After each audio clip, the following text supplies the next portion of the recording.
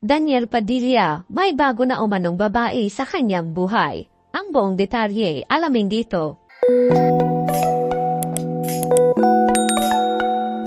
Matapos ang controversial na breakup ng longtime partner na sina Daniel Padilla at Catherine Bernardo, tila nakabubuon na ang dalawa sa napakasakit nilang paghihiwalay. Ayon sa kumakalat na isang blind item, na may isang gwapong young actor, ang di umano'y may nililigawan na ngayon na isang mayamang babae mula Batangas. Naging paksa rin ito sa programa ng batikang showbiz columnist na si Ogie Diaz. Ayon dito, wala naman daw masama kung may bago na itong nililigawan dahil single naman ito ngayon. Hindi porki dumaan ka sa isang breakup ay wala ka ng karapatang lumigaya muli. Masaya umano ang mga ito para kay Daniel dahil deserve na ni Daniel na magkaroon ng bagong babaeng mamahalin. Lalo na't naging abala ito sa mga bago nitong negosyo. Isa sa mga bagong negosyo ni Daniel ay ang J Castle, na matatagpuan sa Tanawan, Batangas, kung saan ito ang nagbigay ng koneksyon sa mayamang babaeng nililigawan umano nito. Gaano man katotoo ang balita nito, ang mahalaga ay masaya na sila